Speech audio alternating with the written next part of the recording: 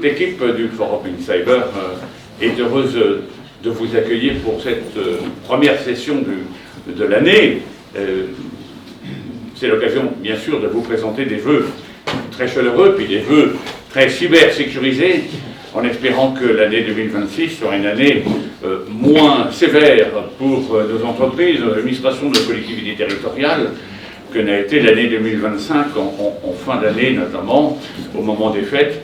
Mais vous pouvez constater quand même que beaucoup d'entreprises qui ont été cyber-attaquées ont fait une communication que j'ai trouvée tout à fait intéressante et tout à fait pertinente, ce qui a fait que, même si elles ont été victimes de malfaisants, elles ont, je crois, bien montré leur capacité de résilience. Et le mot résilience, on en reparlera de plus en plus dans les années à venir.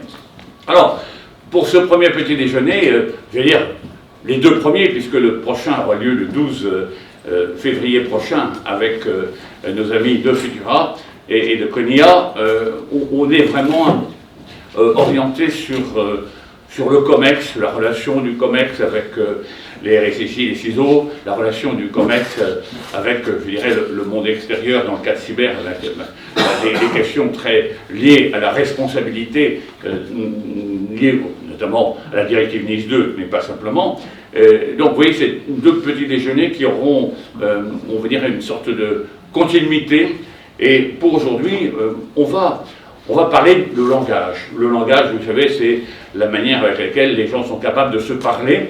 Et la puissance des mots, la puissance du verbe est quelque chose de fondamental. Si on ne comprend pas cela, je crois qu'on comprend mal les relations humaines. Un mot prononcé ici peut avoir un autre sens ailleurs, et ça peut être considéré comme une insulte, alors que chez nous, c'est un mot très gentil. Donc vous voyez que les mots, la puissance des mots, ça veut dire quelque chose. Et quand un RSSI, un CISO parle à un COMEX, eh bien, là aussi, on est dans les mots, on est dans le langage, et il faut faire en sorte que, eh bien, finalement, ceux qui parlent le serbo-croate soient compris par ceux qui parlent le guatémaltèque. C'est une question de compréhension du discours. Or, le discours est un élément essentiel parce que, au commencement est le verbe, et puis après vient l'action. Alors, nous avons décidé de faire ce premier petit déjeuner avec Pantera.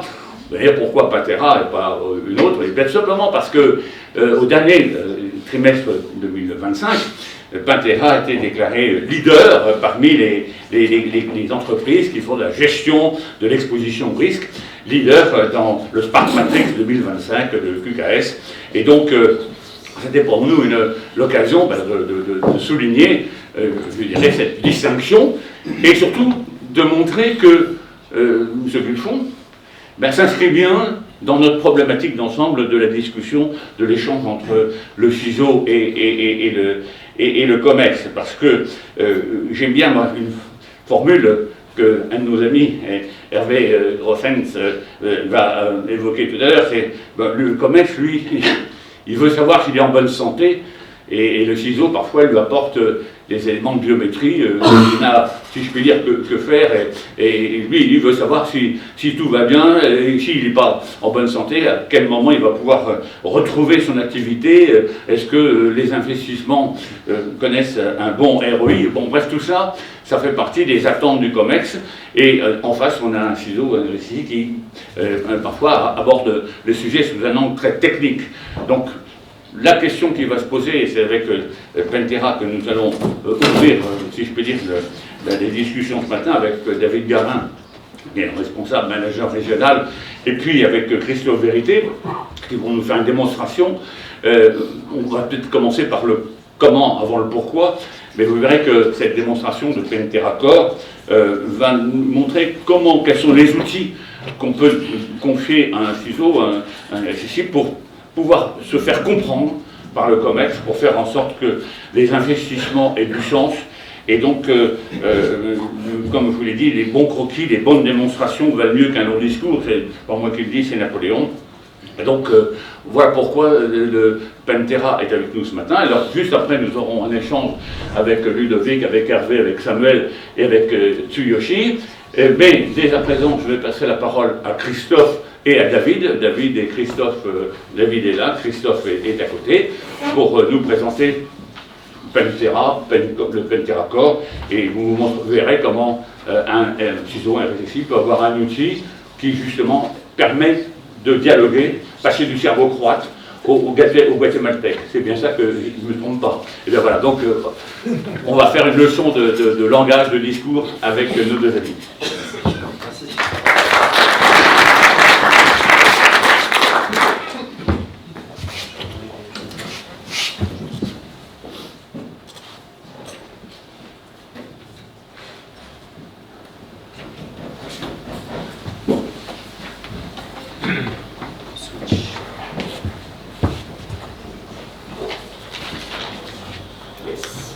Merci.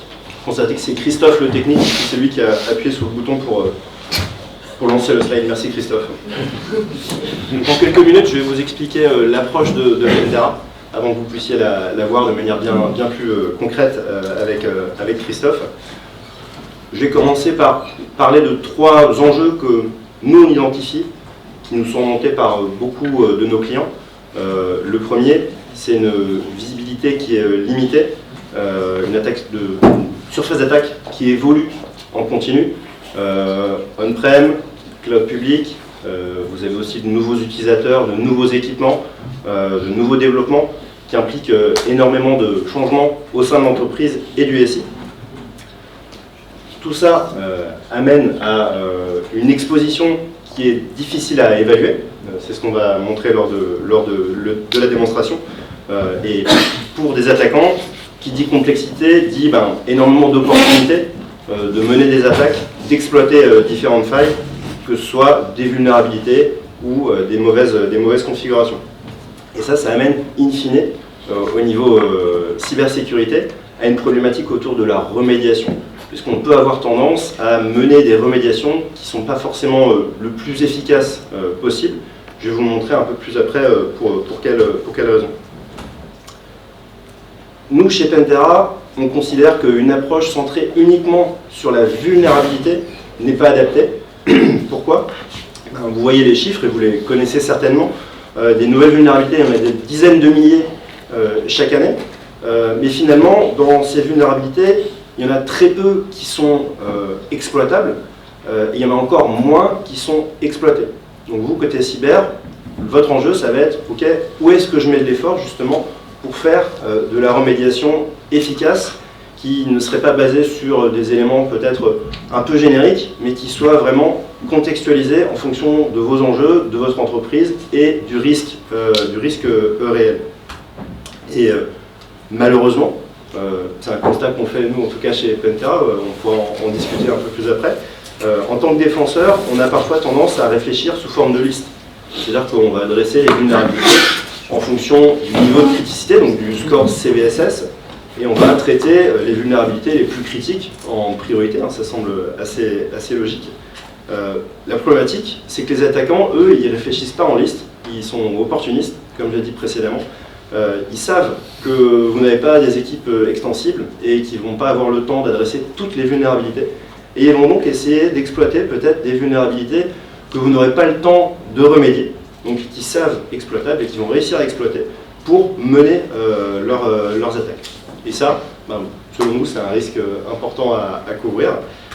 Et c'est ce que notre approche qui est basée vraiment sur le risque va permettre, puisqu'on va venir régler ces problèmes dont on sait que les attaquants vont essayer de profiter tout simplement. Et c'est donc complètement l'approche qu'on va vous montrer aujourd'hui, puisque chez Pantera, on se met dans la peau de l'attaquant, on voit une solution qui de manière automatisée va venir détecter des vulnérabilités, mais aussi des mauvaises configurations. Donc on va plus loin que la vulnérabilité, et les mauvaises configurations aujourd'hui c'est plus de 50% des attaques qui passent par ce vecteur-là. Et donc on va essayer de les exploiter, comme le ferait un attaquant, pour arriver à des résultats et continuer les attaques. Avec pour objectif final de prioriser les remédiations, si je reviens au troisième enjeu que je vous ai présenté en introduction, non pas en fonction d'un scoring générique, ou même d'un scoring qui serait adapté, on parle de CVSS environnemental par exemple, mais en fonction de l'impact réel de l'exploitation de la faille sur votre organisation. Et ça c'est primordial, on le voit bien sur le slide, et c'est souvent ce qu'on voit chez nos clients, on fait des proof of value sur une journée, on vient faire tester la solution en conditions réelles sur la production, Et généralement, on tombe sur des vulnérabilités ou des mauvaises configurations qu'on n'a pas traitées, qui ont un score faible, mais qui sont exploitables et qui nous permettent d'avoir des résultats malheureusement très, très importants. C'est vraiment l'approche que l'on peut apporter chez Pentera. J'ai parlé de surface d'attaque étendue. On couvre toutes les surfaces d'attaque. On va couvrir vos réseaux et vos infrastructures on-premise, le cloud public, et également tout ce qui est exposé à Internet et qui vous appartient, site web, service web, etc. J'espère que j'ai été assez clair. Maintenant, on va avoir la chance d'avoir Christophe Vérité. Donc, les mots ont leur importance, donc la vérité, rien que la vérité, Christophe. Donc la démonstration est basée sur la solution Pentera Core. Donc comme disait David, Pentera Core, solution on-premise. Donc c'est une solution au format software qu'on installe dans un environnement virtuel ou un environnement physique. Et l'idée de Pentera Core, c'est de se comporter comme un attaquant. C'est-à-dire qu'on va parler de black box, on va parler de grey box. Il n'y a pas du tout d'agent à déployer. L'idée, c'est de connecter ce Pentera Core dans l'architecture de type VLAN utilisateur, VLAN administrateur. Bien sûr, on peut avoir des remote attack nodes pour les architectures complètement distribuées. Si je prends l'exemple d'un Greybox, on va donner le périmètre sur lequel on souhaite travailler. Et après, on va définir des credentials de type locaux, des credentials de domaine, de type AWS, Azure, pour voir si on est en capacité de faire des attaques de type hybride. Voilà, on va pouvoir couvrir, je dirais, vos différentes architectures. Et une fois qu'on a défini le paramètre, l'idée c'est de programmer régulièrement Pentera Core pour avoir une visibilité sur sa posture de sécurité. Donc une fois que Pentera Core a réalisé son black box ou son grey box, en fait il va vous donner une visibilité sur les actions qu'il a réalisées. Donc si je prends un exemple typique de là dans l'architecture où on est, qui représente à peu près un VLAN utilisateur, en fait on va retrouver différents types d'assets, des postes de travail, des serveurs, on pourrait avoir des switches réseau, des firewalls, des printers. Et l'idée c'est de voir ce que pourrait faire un attaquant s'il était positionné dans le VLAN utilisateur. Donc il va détecter ces différents assets, il va aller regarder les ports qui sont utilisés, les communications qui sont utilisées entre ces différents assets. Et là, il va me dire, j'ai détecté 69 vulnérabilités qui sont exploitables dans cette architecture. Donc on parle de vulnérabilités statiques, donc ça peut être des CVE qui sont exploitables, basées sur le CISA-KEV, mais on va parler aussi de vulnérabilités, je dirais, dynamiques. Là, on parle de protocoles faibles, où on parle de problèmes de configuration qui sont réalisés sur les assets eux-mêmes ou sur les protocoles qui sont utilisés dans votre architecture. Et comme Pentera va tenter d'exploiter, je dirais, ces différentes vulnérabilités. Entre autres, là, il me démontre qu'il a pu capturer des credentials, donc via le protocole SMB. On sait que d'un mode standard, le SMB est très faible. Il fournit, je dirais, une vulnérabilité dynamique qui peut être exploitée. Et là, tout simplement, Pentera me dit, grâce à cette vulnérabilité dynamique, j'ai réussi à capturer 2 credentials. On voit le login et le hash qui a été capturé. Et là, il me dit, comme j'ai capturé ces credentials, l'idée, c'est de pouvoir réaliser des techniques d'attaque qui vont suivre, donc des attaques de type relais. Donc ici, là, sur le bouclier qui est fracturé, on retrouve la vulnérabilité dynamique qui a été exploitée. Donc on voit que c'est un niveau 4.7 d'un point de vue scoring CVSS. Alors même si cette vulnérabilité n'a pas de CVE, voilà, on peut leur donner un niveau de criticité de 4.7. Et là, on voit qu'il a capturé le credential. Et il se dit, j'ai détecté une nouvelle vulnérabilité 1 sur 10 d'un point de vue scoring CVSS. Le SMB n'est pas signé. Donc comme le SMB n'est pas signé, automatiquement Pentera va utiliser ce credential pour aller rebondir dans l'architecture. Vous voyez, donc là, ce que ferait tout simplement un attaquant, c'est pas du tout critique d'un point de vue scoring, mais c'est tout à fait exploitable. Et si on montre un peu plus dans les techniques d'attaque, là, Pentera me dit, par exemple, sur cette attaque, il me dit, tout simplement, j'ai capturé ce credential, j'ai répliqué le hash, ce hash, j'ai utilisé ma CPU et ma GPU, donc qui est fournie pour utiliser Pentera Core, et il me dit, grâce à la GPU, j'ai pu craquer le hash et obtenir le mot de passe en clair de l'utilisateur. Et comme j'ai utilisé le mot de passe en clair, automatiquement, il va aller se connecter dans le domaine. Et comme il se connecte dans le domaine, il y a des portes qui s'ouvrent, il y a des partages réseau, il y a des accès sur des serveurs, il peut aller lire des fichiers, des scripts, etc. Et là, il va exécuter automatiquement des techniques d'attaque dans l'architecture sur laquelle il est utilisé. Et là, si on voit, on peut aller beaucoup plus loin dans l'architecture. On voit qu'il a établi différentes étapes, ce que ferait tout simplement un attaquant. C'est-à-dire que comme il a pu se connecter dans le domaine à cause d'une faiblesse LLMNR associée au SMB, donc il a pu collecter ce hash, craquer, je dirais, le mot de passe, et établir des connexions dans le domaine Microsoft, et aller beaucoup plus loin dans l'architecture pour faire des attaques de type pivot ou faire de l'escalation de privilèges. Voilà, l'idée de Pentera, c'est vraiment de vous démontrer, je dirais, les potentielles vulnérabilités qui sont présentes et comment elles seraient exploitées par un attaquant. Et l'idée, après, c'est de vous accompagner sur la rémédiation. Donc on retrouve ici un onglet qui s'appelle vulnérabilité. Moi, je l'aurais appelé exploitabilité. On va retrouver ici le scoring CVSS sur les vulnérabilités qui a été exploité. Et on va retrouver l'ordre de rémédiation préconisé par Pentera.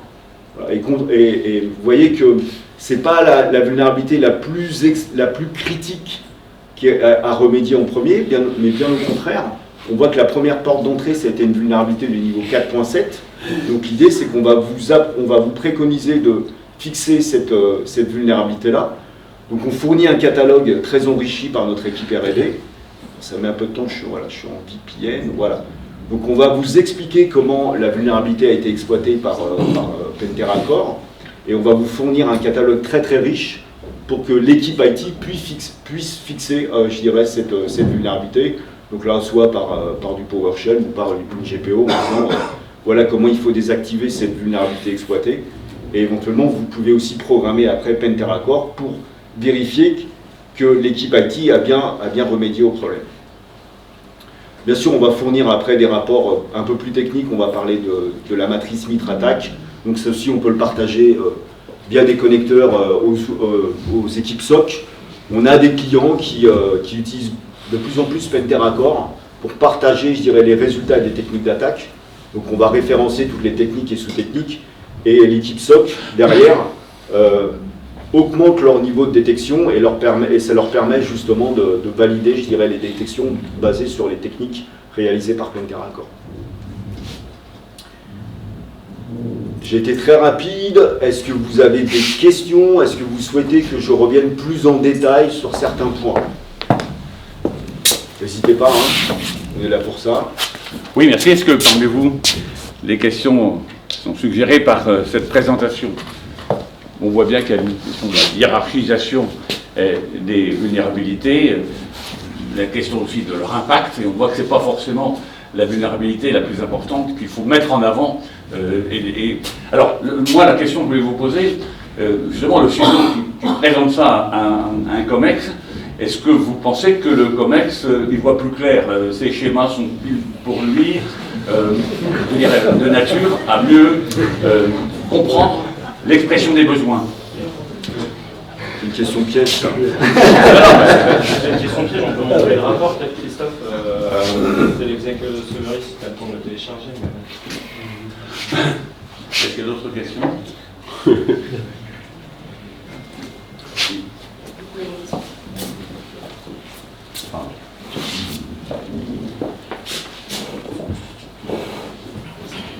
Question plus technique.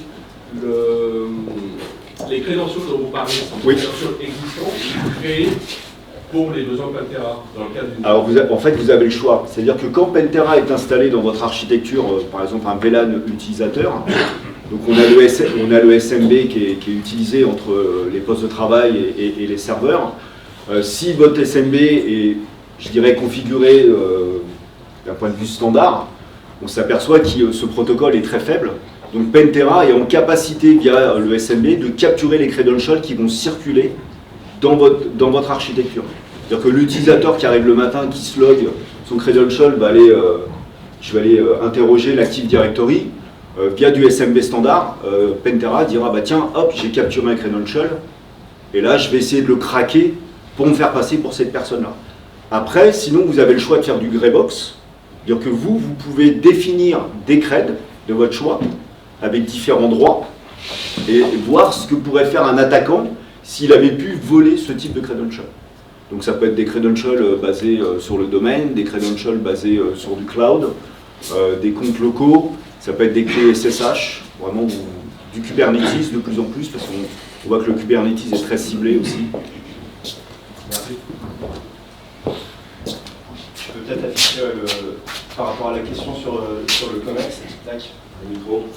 Par rapport à la question sur le COMEX, en fait, donc à la fin de chaque test, on sort un rapport, et dans ce rapport-là, on va avoir une note de résilience cyber qu'on va pouvoir suivre dans le temps au fur et à mesure des tests. Donc ça va de C à A. C'est assez intelligible, je pense, même pour un COMEX. Personne. Sinon, je m'apparais. Donc là-dessus, on va pouvoir voir l'évolution du niveau de posture de sécurité, avec peut-être un rapport un petit peu plus détaillé après, où on va expliquer comment ce score a évolué en fonction de quels sont les assets critiques qui ont été attaqués, quels sont les mots de passe qui ont été utilisés, ce genre de choses.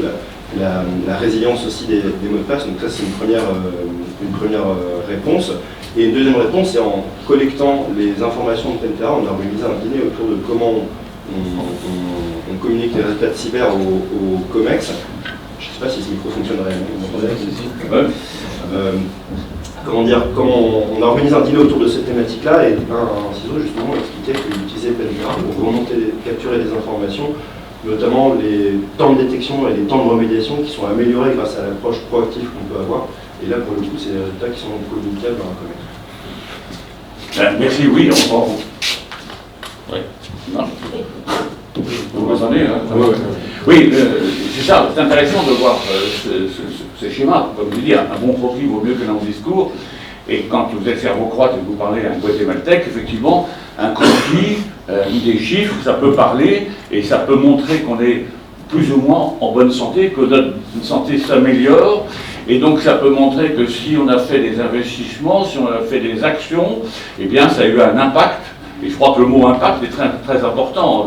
C'est montrer finalement quel est l'impact des mesures que l'on prend, des engagements que prennent les personnels du COMEX par rapport à la cybersécurité. Est-ce que c'est un impact, oui ou non, hein? Et on en parlera dans notre table ronde qui va suivre maintenant, avec nos amis qui vont rejoindre le plateau. On va voir justement que la difficulté souvent, c'est qu'on est confronté à du bruit, il y a tellement d'alertes, tellement de problèmes qui peuvent se poser, qu'à force d'avoir du bruit, on finit par ne plus savoir quelle est la hiérarchie des priorités. Et donc ça, je pense que priorisation par rapport au bruit, c'est quelque chose d'important. Moi, ce que je peux rajouter, c'est que bien souvent, on pense trop à vulnérabilité, on est trop basé sur le CVE. Et ce que je peux partager comme retour d'expérience, à chaque fois qu'on fait des tests dans des environnements de production, en général, les CVE, c'est assez bien patché, c'est assez bien suivi, même si ça demande énormément de travail. Où on arrive à passer, c'est sur les problèmes de configuration, bien souvent, et ça, c'est humain. C'est-à-dire qu'on demande aux équipes IT d'aller configurer des serveurs, des protocoles, etc. etc. C'est des humains, ils ont besoin de dormir, ils ont un cerveau comme nous, hein, assez limité, ces équipes IT. Et un oubli d'un mot de passe sur un serveur, dans un fichier, dans un script, un oubli de partage de réseau, etc. Ou l'oubli d'un renforcement d'un protocole, etc. Et c'est là où le hacker va passer. Et ça, par un scanner de vulnérabilité ou par des outils standards, on ne sera pas en capacité, je dirais, de détecter cette faiblesse qui pourrait être exploitée dans l'architecture. Et bien souvent, c'est là. Juste avant de passer au panel, je pense que ça va nous amener aussi à une question qu'on évoquera tout à l'heure, celle de l'exercice, parce que j'imagine que sur ce genre de conclusion, enfin d'études, d'analyse, de conclusion, on peut bâtir en quelque sorte des exercices collectifs pour pouvoir améliorer ensemble avec les directions métiers la cybersécurité de l'ensemble. Et donc ça, c'est parlant pour les gens qui vont suivre. Voilà. En tout cas, merci beaucoup merci pour la présentation. Donc merci à notre panel. Voilà, mes chers amis, nous allons poursuivre avec notre panel, un panel riche, avec, dans l'ordre, non pas de rentrer en scène, mais dans l'ordre de la gauche vers la droite, puis ne voyez pas de considération politique. Mais je vais commencer par remercier Ludovic Barbier, qui est RSSI chez Garance, qui est une mutuelle, et on pourra nous en dire davantage après. Hervé Groens, qui est expert en stratégie IT. Samuel Le Boucher est ici adjoint, et donc nous sommes heureux de l'accueillir. Et Tsuyoshi, pardon. Tsuyoshi Shimabukuro, vous êtes hacker éthique pour une institution financière française dont nous ne dirons mot aujourd'hui. Voilà, merci beaucoup d'être présent. Voilà pour la présentation. Vous remarquerez qu'il y a beaucoup d'hommes sur le panel, mais je remercie Mélissa de rétablir, même, non pas de rétablir, mais même d'inverser par son talent habituel cette masculinité trop forte de notre panel. Mais c'est ainsi. Merci Mélissa, nous allons pouvoir commencer. Alors donc, je pense que vous l'avez vu avec la présentation de Christophe, c'est qu'on a besoin entre le CISO et le COMEX d'avoir un dialogue. Et le dialogue, ça suppose que chacun se comprenne. Ça suppose que le CISO s'inscrive dans une stratégie d'entreprise.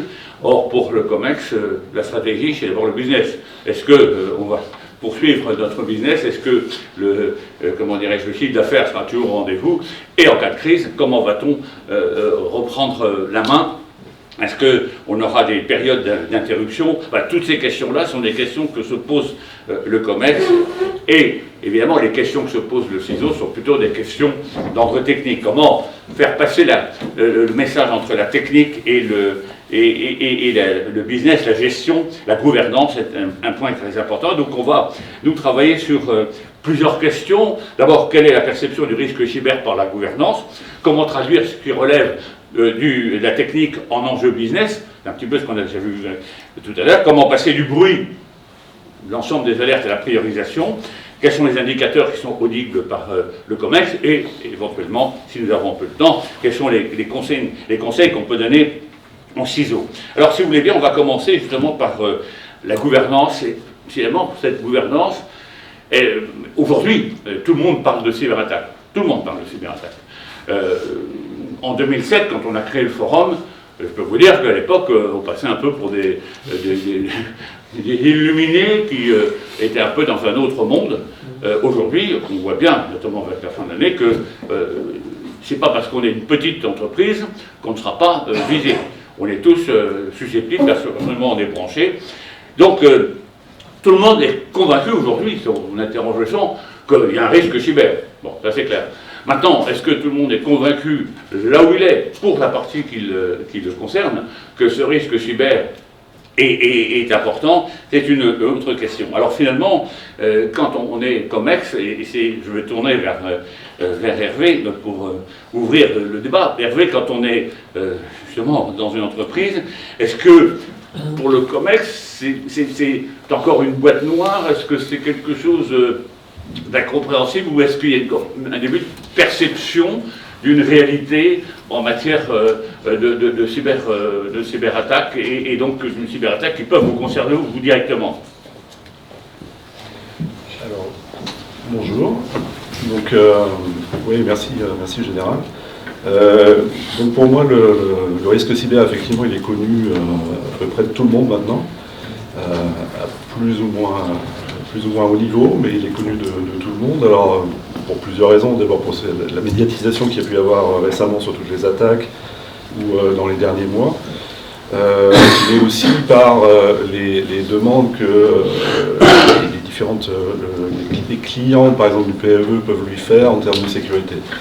On peut lui demander de respecter certaines normes, de respecter certains critères de sécurité, lui faire des demandes, même lui demander simplement de remplir un fichier pour s'assurer qu'elle respecte les demandes que le client a. Donc là, la PME, même à tous les niveaux, est consciente de ce risque cyber. Après, la grosse différence qu'on va avoir entre les différentes sociétés, les différentes tailles de sociétés, c'est entre de la TPE jusqu'au grand compte, ça va être vécu très différemment.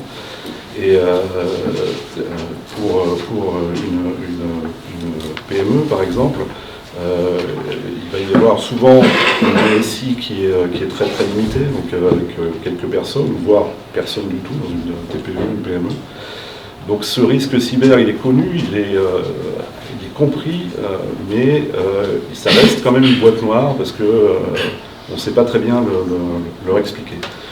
Donc pour que ce soit bien compris, il est important qu'ils soient accompagnés avec des mots simples, et qu'ils arrivent à comprendre, qu'on leur dise, par exemple, si vous êtes attaqué, on va pouvoir rétablir en 24-48 heures, ou vous allez perdre, enfin s'il y a une cyberattaque, vous perdez 100 000 euros de chiffre d'affaires par jour, n'importe quoi, mais que des chiffres parlent et puissent transcrire ce risque en éléments business. C'est ça la complexité. Et je pense encore plus pour des petites entreprises que pour les grands comptes, où là c'est forcément natif et acquis, comme on va le voir avec mes confrères. Je te demande, Tsuyoshi, vous voulez nous faire part de votre expérience de perception au sein d'une grande banque? Donc effectivement, Hervé le précisait assez bien finalement. Pour un grand compte, notamment si vous avez un caractère systémique, les vulnérabilités elles vont se compter en centaines de milliers, et donc finalement pour pouvoir reporter ça, on va le transcrire dans des risques qui sont parlants pour le COMEX prégnant. Dans les institutions financières, on est extrêmement régulé. Donc évidemment, Banque de France, BCE, HKMA ou en AMER tout autant. Et donc finalement, la gouvernance et la maîtrise que vous mettez autour des vulnérabilités et leur remédiation vous donne le droit d'intervenir sur les marchés financiers. Parce que le régulateur, quand il vient, il va vous demander de montrer, au travers de preuves, les différents tests de sécurité qui ont été réalisés, vos procédures internes, ils vont contrôler que ces procédures sont bien appliquées. Et là, on va revenir sur ce qu'on disait tout à l'heure, les cadences de patching. Est-ce que ça a été remédié dans les temps? Est-ce que vous faites le travail comme il faut? Et donc c'est finalement dans ces termes-là qu'on va retranscrire vers le COMEX en leur disant on prend un risque, parce qu'on n'est pas au niveau de ce qui est attendu par exemple par le régulateur. Et Samuel, du côté d'une ETI, comment ça se passe? Effectivement, pour nous, c'est ce que je rejoins ce que disait Hervé, c'est-à-dire que c'est pas une boîte noire, ils savent bien qu'il y a quelque chose, ils connaissent le risque, comme le disait le général, on a une médiatisation qui est très très forte. Par contre, ils y croient, mais ils ne savent pas ce que ça veut dire. Ils ne savent pas comment ça se transcrit opérationnellement chez eux pour leur business. Et ce qui fait que tant que ce risque reste abstrait pour eux, ça déclenche aucune décision, aucun arbitrage. Et donc du coup, par rapport à la stratégie qu'ils voudraient mettre en place de cyber, ça s'arrête là. Il n'y a rien qui se passe parce que ça, c'est bien, mais bon, nous, ça ne devrait pas nous arriver. Et malheureusement, ça ne sera pas le cas. Alors, Ludovic, vous nous disiez pendant la préparation que malheureusement, la prise de conscience, elle se fait après l'incident. Oui, alors on a beaucoup ont connu en fait le début des lignes budgétaires. Alors, je peux paraître vieux quand je dis ça, mais voilà. Typiquement, en fait, un incident de sécurité, à la suite d'un incident, ça débloque une ligne, et la sécurité, les lignes budgétaires, la sécurité sont arrivées comme ça. Et malheureusement, ce qu'on peut constater, ce que j'ai pu constater, c'est que certains COMEX, en fait, ont toujours cette approche. C'est-à-dire que ça arrive qu'aux autres. Moi, je ne serai jamais touché. De toute façon, je te donne un peu d'argent, ça doit suffire. Et c'est un peu comme une assurance. Donc en fait, je paye, je ne sais pas, c'est pour que ça n'arrive pas, mais de toute façon, ça n'arrivera pas. Donc moi, dans mon vécu, en fait, je constate que c'est un peu quand même une boîte noire. Et c'est assez difficile, en fait, de te faire émerger les consciences. Et Tsuyoshi, par exemple, qu'est-ce qu'on met en place pour faire évoluer cette perception? Alors, dans les approches qui peuvent fonctionner, en tout cas, il y a tout ce qui va être, je pense, business impact. Donc, vraiment, travailler avec les métiers, les lignes métiers, à identifier réellement ce qui est de l'ordre de l'impact pour eux, le comprendre, et ensuite réussir à le retranscrire. Et donc, derrière, évidemment, il va falloir collecter, mesurer. On l'a vu avec Pentera. Pentera fait des mesures. Mais ces mesures-là, à un moment, il faut les remonter et les retranscrire. Et donc, une approche type analyse d'impact va vous permettre de réaliser ça, en fait. Il y a une autre approche, peut-être que vous voulez nous partager, Samuel? Oui, cette approche-là fonctionne bien dans un environnement où effectivement c'est déjà assez mis en place. Dans des groupes un peu plus petits ou dans des ETI, un truc qui marche bien, c'est de faire un exercice de crise, de vraiment simuler quelque chose. Là, ils voient l'impact business tout de suite. qu'est-ce qui est arrêté, et comme disait Hervé, c'est en combien de temps on est capable de remonter, même si c'est une simulation, il faut l'affiner après, mais en tout cas c'est de cette manière-là que la prise de conscience se fait quand même assez rapidement. Oui, c'est intéressant ce que vous avez dit sur l'exercice, ce qu'ont dit aussi les autres, bien sûr, sur l'exercice, parce que finalement, ça permet de mettre en situation et de faire passer justement des messages. Parce que j'ai noté finalement la notion de risque abstrait, c'est-à-dire que conscience du risque, mais de quoi s'agit-il ? Par quel bout commencer ? Et quand on me parle du risque pour mon entreprise, finalement, qu'est-ce que ça représente et quelles sont les actions prioritaires à mener. Donc il va falloir pour le CISO, le RSSI, traduire ce risque technique en discours business, c'est-à-dire en fait aller beaucoup plus loin. Et je me tourne vers Hervé parce que je me pose la question, de lui, une expérience déjà ancienne, est-ce qu'aujourd'hui le CISO ne vit pas exactement la même situation que connaissait le DSI il y a quelques années, et parce qu'il n'a pas besoin finalement de sortir du bois pour arriver vers le COMEX et avec justement un discours audible. Oui, tout à fait. Moi j'ai connu l'époque où le DSI, il y a une vingtaine d'années, n'était pas du tout associé au COMEX, au CODIR. Donc il était la plupart du temps rattaché à un directeur financier. Il faisait jamais partie de ces réunions stratégiques, sauf le jour où il y avait vraiment un projet IT conséquent et qui était indispensable. Sa présence était indispensable.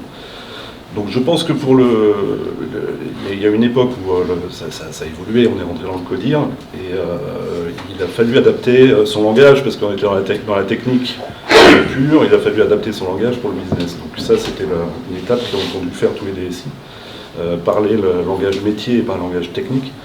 Et je pense que le CISO, maintenant, il est à peu près dans la même démarche. Je pense que c'est même un peu plus compliqué pour lui parce que c'est un domaine encore plus technique probablement que ce que peut amener un DSI qui est plus généraliste. Mais expliquer la cybersécurité avec des termes qui peuvent parler à tout le monde dans un COMEX, c'est très compliqué. Qu'est-ce qui fait réagir chez Garance ? Alors en fait, chez Garance, il faut prendre l'argent. Donc en fait, la matrice des risques, comme pas mal de monde la connaissent, avec des couleurs, c'est bien, mais les couleurs, pour peu que le directeur général soit daltonien, on a un peu mal. En fait, faire de la quantification des risques, quand on peut le faire, tout de suite, ça fait plus mal, parce qu'un risque majeur, qui se transforme en fait en quelques centaines de millions d'euros, en cas de crise, là ça parle un peu plus. Majeur, ça ne veut rien dire, 100 millions d'euros, tout de suite, j'ai compris. Je peux mettre la clé sous la porte. Donc là, on attire déjà l'attention. Je pense que, chez Garance et chez d'autres avant, c'était vraiment le petit levier qui était intéressant. Et dans une institution financière qui est soumise à de nombreuses réglementations, vous en parliez tout à l'heure, ça facilite la traduction de risque. Alors ouais, mais ce qu'on vient de dire là est vrai. C'est-à-dire que le risque de ne pas pouvoir trader, c'est de l'argent qu'on perd. Le fait de ne pas avoir été à la hauteur des attendus du régulateur, c'est des amendes. Voilà, donc c'est une réalité financière. Et donc ça se transcrit toujours à un moment par de l'argent. C'est ça. Et vous, Samuel, vous avez une règle que vous appliquez quand vous allez faire une presse de COMEX ? En tout cas, là, le conseil que je donnerais au CISO, et effectivement, ils sont en train de vivre ce que le DSI a vécu il y a 15-20 ans, c'est vraiment le fait de montrer, et pour ça, il faut qu'on utilise les bons indicateurs, l'objectif n'est pas tellement d'éduquer le COMEX à la cyber parce qu'il y a suffisamment d'informations et en général ils se tiennent au courant quand même, mais par contre c'est de lui donner de quoi décider. Qu'est-ce que je fais et à quel moment, pour que justement tout cet argent ait vraiment un impact fort sur son business. Et justement, comment vous traduisez justement les vulnérabilités, le score CVSSS, etc. Alors, je vais reprendre peut-être un des slides de Pentera, histoire de faire un lien, mais on voyait ce qui était découvert annuellement, puis on voit ce qui est potentiellement exploitable, puis ce qui serait réellement exploité. Donc, chez nous, ce qu'on fait, c'est que, alors oui, on ne s'arrête pas du tout au CVSS, on va lui donner des composantes, etc., mais on va aussi faire beaucoup d'intelligence autour. Et donc en bancaire, ce qu'on fait, c'est que on suit les acteurs de la menace donc, qui nous intéressent, en regard de leurs intentions et de leurs capacités. En fonction de ça, on va collecter de l'information sur les CVE et on va leur donner un niveau sur un scoring interne, ce qu'on appelle la Vulnerability Intelligence. Et donc là-dessus, par exemple, une même CVE ou une CVE, elle est peut-être exploitable, mais finalement, est-ce qu'elle est exploitable parce qu'il y a un POC? Est-ce qu'on a quelque chose de beaucoup plus avancé? Est-ce qu'on a des threat actors qui sont en train d'en parler? Est-ce qu'on a une intensité particulière dans une campagne autour de ces CVE? C'est ce qui va driver aussi la priorité qu'on va donner aux remédiations. Et vous, Ludovic, vous nous parliez de leur faire prendre conscience de la perception extérieure qu'ont les gens justement sur le niveau de vulnérabilité. Oui, alors on a un contexte qui est assez enrichissant quand même parce qu'on peut montrer ce qui arrive aux autres. Alors effectivement, on se confronte au fait que ça arrive qu'aux autres et pas à nous, sauf qu'on peut essayer de mettre dans le contexte, voilà, il y a des petits, il y a des gros, les gros s'en servent quand même un petit peu mieux que les petits d'ailleurs. Donc en fait, c'est leur montrer que ça arrive, que les attaquants sont à la porte en fait, et qui frappent tous les jours, et qu'à un moment donné, si on fait rien, ils vont rentrer et on le verra même pas, on le saura quelques années après et ça sera trop tard. Donc en fait, c'est de mettre du contexte, sensibiliser. Et peut-être mettre en avant quelques indicateurs de façon récurrente quand vous les représentez.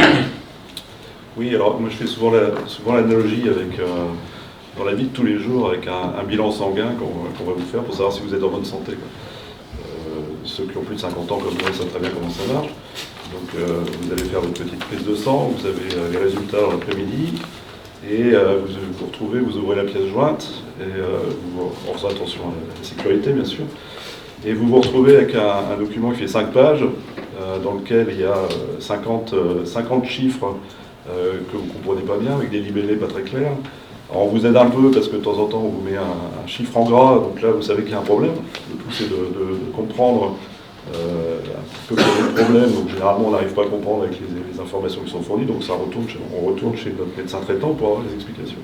Et donc tout ça pour savoir si vraiment, on veut juste savoir si on est en bonne santé, quoi. Donc vous voyez un peu l'analogie que je veux faire avec un tableau que vous pourriez présenter au CODIR, avec un tableau Excel avec 5 onglets, 50 indicateurs techniques, et vous voyez tout le monde dans le COMEX, et puis vous faites perdre du temps à tout le monde. L'idée c'est vraiment d'avoir 2, 3, 4, 5 indicateurs, peu importe, ça dépend de la société, ça dépend de ce que vous démontrez, de votre activité, mais que ce soit compréhensible rapidement, que vous puissiez expliquer en 5 minutes. Donc c'est vraiment le but final, c'est ça. Vous voulez ajouter quelque chose, Samuel? Oui, moi, la façon dont je le fais pour, en général, préparer une présentation au COMEX sur ce sujet-là, c'est de lui faire quelque chose qui est effectivement, comme disait Hervé, très compréhensible rapidement. En 10 secondes, ils sont capables de voir. Après, il y a l'explication qui vient. Mais en général, moi, ce que j'aime bien faire, c'est une toile d'araignée avec 5 ou 6 points. Et sur chacun de ces points, c'est un risque pour l'entreprise, ceux qui leur parlent. Donc, moi, je suis dans une entreprise de BTP, donc effectivement, la fraude au président, c'est le genre de choses. Ça peut être dans le retail, l'image de marque, ce genre de choses-là. On en met 5. Et c'est le fait de dire, voilà, puisqu'on parle des CVSS, etc., et de dire si on réparait cette CVSS-là, ça coûterait tant, et voilà le score qu'on améliorerait sur la toile d'araignée. Donc on irait avec un score plus intéressant. Ça permet rapidement de prioriser et de prendre les décisions dans tout ce qu'il y a à faire. Oui, c'est intéressant la toile d'araignée parce que ça fait partie de ces schémas, ces croquis qui suffisent à faire comprendre une situation et permettre de prendre des décisions. Vous avez parlé de météo aussi, c'est un point important. Moi, ce que j'ai retenu aussi, c'est que finalement, on ne fera pas l'éducation cyber du COMEX, simplement, il faut qu'on l'aide à prendre des décisions. Dans une certaine mesure, quand même, je crois que, et on l'observe aujourd'hui dans la société, il y a une convergence entre différentes compétences. Par exemple, les sciences humaines et sociales doivent rejoindre les sciences dures et inversement. Si vous êtes ingénieur, vous ne comprenez pas les questions juridiques et sociales, vous risquez de faire une production complètement, à côté par rapport à l'acceptabilité sociale notamment. Si vous êtes, un juriste et que vous ne connaissez pas les impacts des technologies nouvelles, ben vous êtes en dehors du coup. Donc si vous voulez, il y a quand même un besoin de rapprochement et chacun a besoin d'aller chercher dans la culture de l'autre une partie de ce dont il a besoin. Hein. On ne lui demande pas de mettre le fil rouge sur le bouton rouge et le fil vert sur le bouton vert quand on est au COMEX.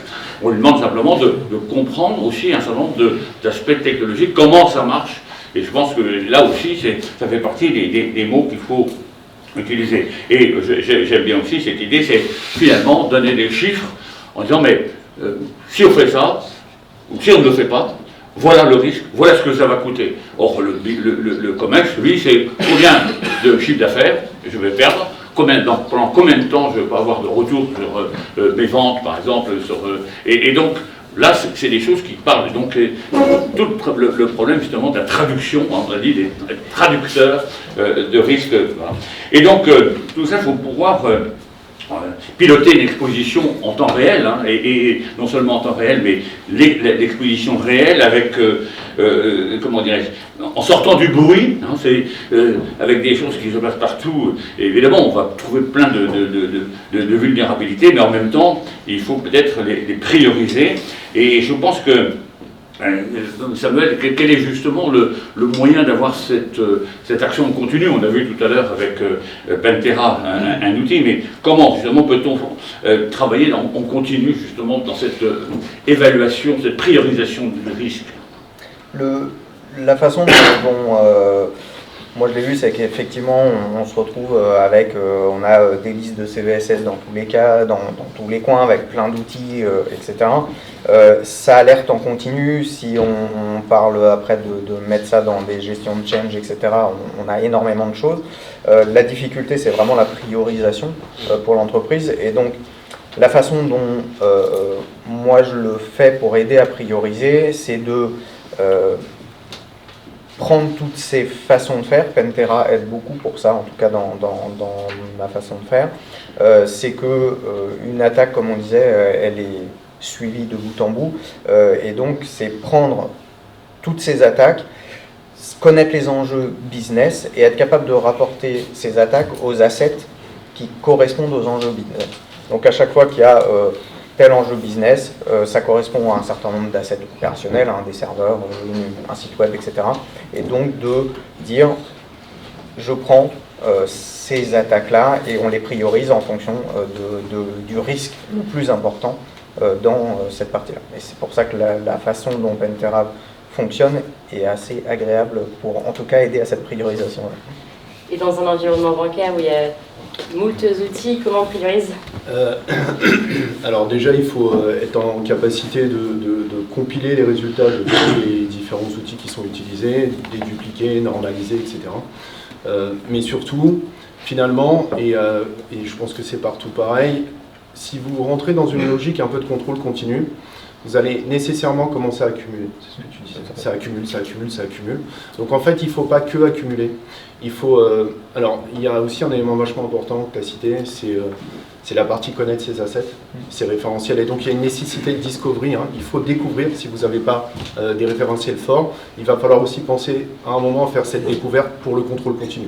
Mais pour revenir aux vulnérabilités, avec la vulnérabilité, il faut suivre les remédiations et les tendances. C'est important d'essayer d'avoir ces trois-là.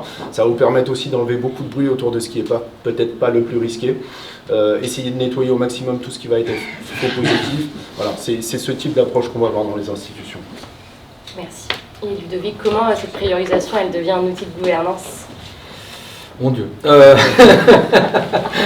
Comment ça devient un outil de gouvernance? Mais en fait, si on arrive à montrer ce qui est prioritaire dans les corrections avec des chiffres, toujours en fait, je reviens toujours au risque, en fait, aux chiffres, on arrive à avoir la cohésion à partir au niveau du COMEX, et si la cohésion vient du niveau du COMEX, ça va décliner en fait sur la totalité de l'entreprise. Bon, par exemple, en fait, sur un RSSI hors DSI, ce qui n'est pas forcément facile en fait pour communiquer souvent avec des opérationnels. Donc en fait, je suis obligé de passer quelquefois par un COMEX. Donc il faut montrer, en fait, prioriser et aider à, ce qui peut nous permettre d'aider en fait à conduire, à piloter une sécurité saine. Est-ce que vous vouliez ajouter quelque chose sur les contrôles automatisés, justement Ouais. Mais c'est à partir d'indicateur, je pense, général. Ouais, non, juste pour compléter, un point. Donc, l'impact au sens financier, tout ça, ça permet de rendre les choses palpables. Ça, c'est pas important pour le COMEX. Mais pour autant, entre les deux, il y aura probablement à un moment de contrôle continu, besoin d'indicateurs de risque. Parce qu'en fait, finalement, si tu risques de perdre 500 000 euros, 2 millions, 10 millions, ce risque-là, si tu passes en contrôle continu, peut-être qu'il y a moins de possibilités que finalement ils deviennent réels, mais pour autant il faut continuer à suivre le risque. Et donc il va falloir à un moment mesurer le risque. Voilà, c'était juste pour ajouter ça. Ouais, je suis d'accord. J'aime bien l'expression contrôle continu, ça parle à ceux qui enseignent aujourd'hui et la mesure du risque. Moi je pense que, évidemment, quand on parle du reporting, on peut très bien, effectivement, c'est une erreur, commencer par dire attention, il faut que vous ayez peur, il faut que vous fassiez très attention, et donc stresser en quelque sorte le COMEX, ou alors peut-être lui montrer un certain nombre d'arguments, présenter un certain nombre d'arguments. Je pense, Hervé, par exemple, les questions de conformité, les questions d'exigence d'été. Après, quand on prend Nice 2, par exemple, Nice 2, on voit, par exemple, qu'il y a un certain nombre d'effets cascades avec des sous-traitants, avec des clients, et que ces gens-là, ils ont peut-être une attente, et ils vont de plus en plus s'exprimer, notamment dans les contrats, dans les marchés publics, ainsi de suite. C'est quel est votre niveau de cybersécurité, parce que c'est une des conditions peut-être de votre compétitivité par rapport à d'autres concurrents. Qu'est-ce que vous en pensez, Hervé? Oui, l'idée c'est de jouer sur le positif plutôt que sur la peur et le risque. C'est de dire voilà, le fait d'avoir telle ou telle certification, ou de respecter telle ou telle procédure de sécurité, ça vous a permis de conquérir de nouveaux clients que vous n'auriez pas eu si cette exigence n'était pas respectée. Donc cette communication, le fait de positiver, ça fait, on comprend beaucoup mieux l'impact de tous ces budgets, tous ces coûts qui sont relativement importants. Ludovic, vous arrivez à chiffrer la valeur de ces investissements, justement? Ouais, alors on arrive en créant en fait un ensemble, c'est-à-dire on va voir toutes les directions pour savoir potentiellement, voilà, en cas de cyberattaque, quelle qu'elle soit, en ransomware, DDoS ou pénétration, exfiltration de données, etc., les moyens qu'on doit mettre en place, qui doivent être dépensés pour rétablir. Et à ce moment-là, en fait, on arrive à avoir un chiffre assez cohérent. Plus en rajoutant de la CTI, donc en fait de la cybersécurité intelligence par rapport à ce que disait tout à l'heure, sur ce qui se passe à l'extérieur, etc. En fait, avec des calculs assez savants, type Tactebert, donc c'est pas à mon niveau, mais voilà. On arrive en fait à se projeter. Et à l'aide de ça, on arrive aussi à quantifier un projet si on va faire baisser le niveau de risque en termes de coûts. Et donc si le projet, un projet de 100 000 fait baisser le risque de 2 millions, c'est intéressant. Mais ça peut arriver aussi qu'un projet de 150 000 fasse baisser le risque de rien. Donc là, on arrive à se dire, ok, on ne va pas le faire. Pour autant, il est peut-être aussi intéressant de le faire quand même. Mais il faut trouver d'autres axes. Mais voilà, c'est un peu plus délicat. Et de votre côté, c'est quoi les indicateurs qui démontrent que la cyber, ça peut accompagner la croissance de l'entreprise?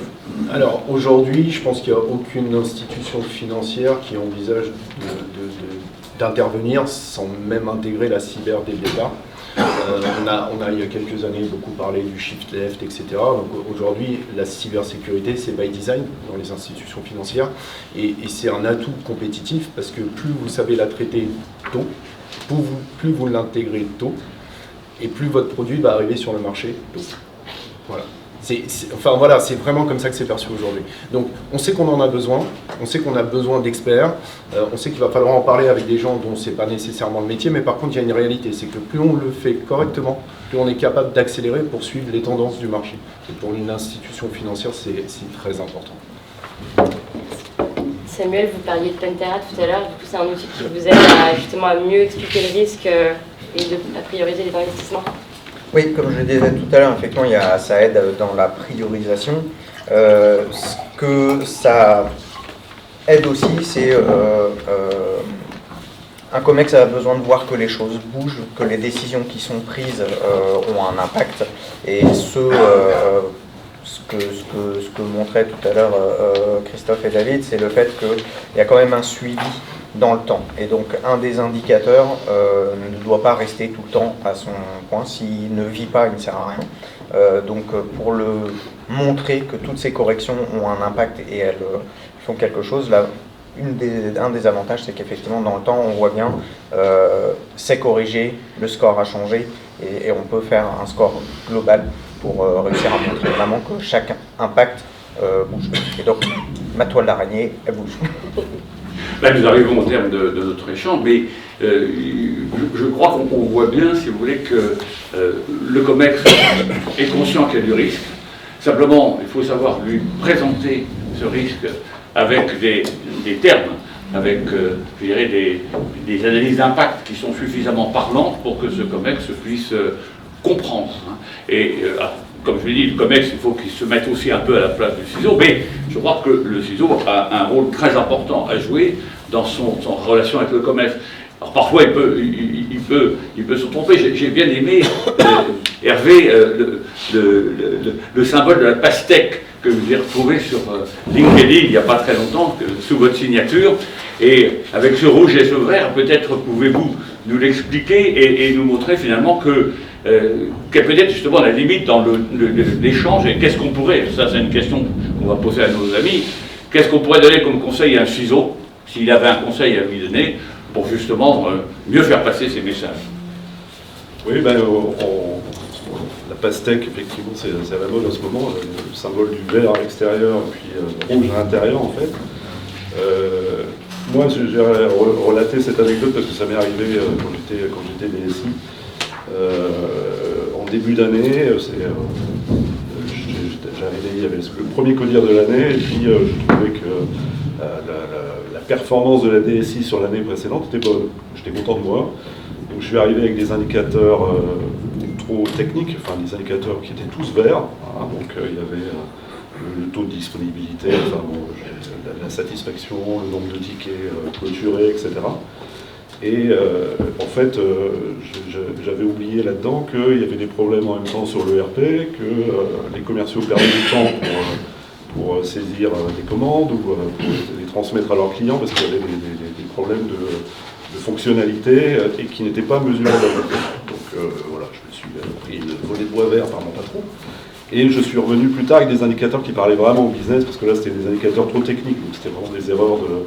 Bon, je rejoins ce qu'on disait tout à l'heure, c'est apprendre à parler à un COMEX sans être technique, et pouvoir présenter des indicateurs qui veulent dire quelque chose et qui sont intéressants, et tout très rapidement. Voilà. C'était la petite anecdote, la fameuse pastèque. Et Ludovic, c'est quoi les conséquences d'un discours cyber mal compris? Alors, j'ai fait l'amère expérience, mais non, c'est une expérience, hein, d'un échec sur un risque en fait mal expliqué, donc mal présenté. Donc je suis arrivé pour essayer de dégager un peu de budget pour un projet. Donc j'ai essayé la bonne méthode, c'est-à-dire j'expose le risque, voilà comment on va le corriger, etc. Et là en fait, le DG m'a dit pour moi il n'y a pas de risque. Donc, in fine, le projet n'a pas été fait, le risque était toujours là, donc, et pourtant il existait, mais du coup je l'ai mal présenté, j'ai mal orienté mon discours, et donc voilà. Et vous, Samuel, qu'est-ce que vous feriez différemment aujourd'hui? Ce que je ferais différemment, c'est être capable de parler plus clairement, hein, c'est ce que dit Ludovic là, au COMEX pour expliquer les réels risques. Et beaucoup mieux communiquer la cyber à l'entièreté des collaborateurs dans une entreprise parce qu'il y a besoin qu'ils soient tous impliqués, ça c'est sûr, et il faut que dans cette entièreté des collaborateurs, il y ait rapidement mis au niveau cyber une gouvernance. Il y en a dans les grands groupes, effectivement, comme disait Thierry, ça doit être pris tout de suite, mais dans beaucoup d'entreprises, il n'y a pas de gouvernance de cyber, et il faut que cette gouvernance ne soit pas uniquement centrée sur les CISO et la DSI, mais réellement impliquer le business pour qu'eux soient capables de comprendre ce que ça veut dire, pour eux et comment remonter des informations pour être pris en compte directement dans la partie cyber. Merci. Monsieur Léfy, vous voulez donner un dernier conseil à un CISO ou à un DSI? En fait, je pense qu'il faut prendre un peu de recul, bien garder en tête que finalement on est constamment sous attaque. Nous, notre institution, les incidents, c'est plusieurs par jour, tout le temps. On a des équipes défensives, Blue, qui sont tout le temps en train de travailler les équipes de Threat Intel qui collectent tout le temps, qui disséminent tout le temps. Donc en fait, il faut prendre un peu de recul. Il ne faut pas remonter ça au COMEX parce que finalement, c'est nos métiers. Il faut leur expliquer pourquoi on le fait, pourquoi ça a de la valeur. Pourquoi est-ce qu'aujourd'hui, par exemple, une institution financière a besoin, à partir d'un certain niveau d'activité, d'avoir des équipes qui font du renseignement en interne pour pouvoir, parce que, on parlait régulation tout à l'heure, on a pas mal parlé de DORA pour les institutions financières. Pour rappel, dans DORA, il y a notamment des questions sur l'échange avec nos pairs d'informations autour de la cyber. Et donc on fait partie de communautés d'échange pour pouvoir partager ça. Donc, et ça, en fait, ça éveille pas mal aussi au niveau du COMEX, qui se dit, attendez, mais il y a quand même des gens dont c'est le métier, qui se mettent finalement à intégrer ce type de pratique dans nos régulations, dans les textes qui vont nous être appliqués. Et donc finalement, ça donne un peu plus d'écho aussi à nos activités. Merci. Moi, j'aime bien cette notion de cybersécurité collective et collaborative. Vous l'avez dit vous-même, et je pense que Samuel l'a évoqué aussi, c'est faire des métiers, des branches métiers, des alliés. Hein. Si on arrive seul dans la bataille, si je puis dire, alors que si on a des collatéraux, des gens qui vous flandardent à droite et à gauche, qui répètent en quelque sorte le même discours, mais vu sous l'angle de leur propre métier, ça donne beaucoup plus de relief peut-être au discours.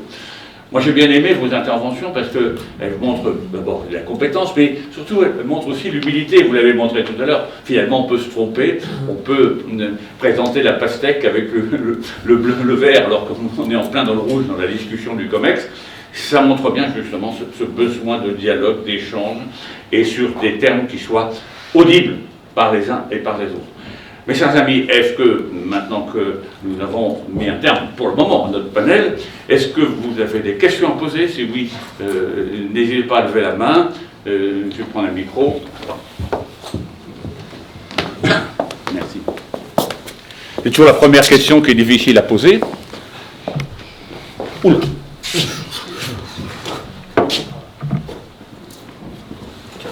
Il n'y a pas de première question. J'en déduis que vous avez été absolument complet dans tous les domaines, mais est-ce que l'un d'entre vous a besoin de complémentarité par rapport au discours qui a été tenu? Pas de questions?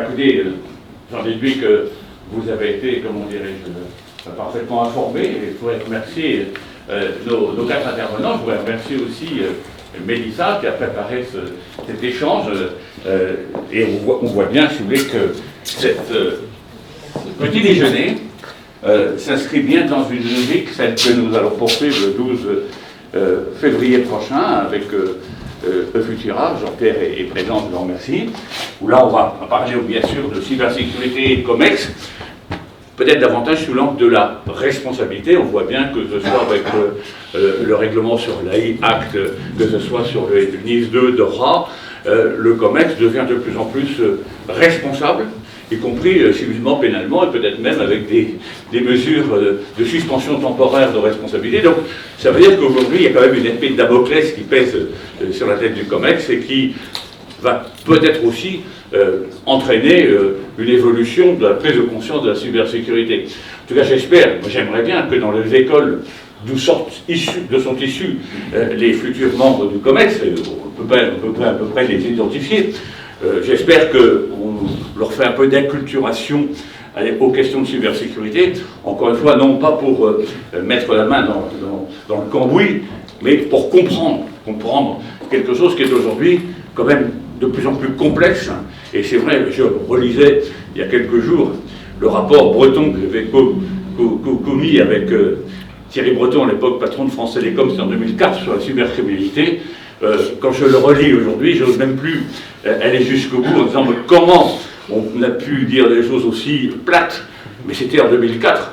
Aujourd'hui, on en ferait plusieurs tomes avec des annexes, et encore, ça ne suffirait pas. Parce qu'on voit bien que la cyber est devenue un vrai problème transversal, et qu'aujourd'hui, personne n'échappe.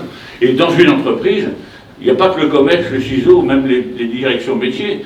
C'est la première personne qui rentre dans l'entreprise le matin qui peut être responsable d'une catastrophe.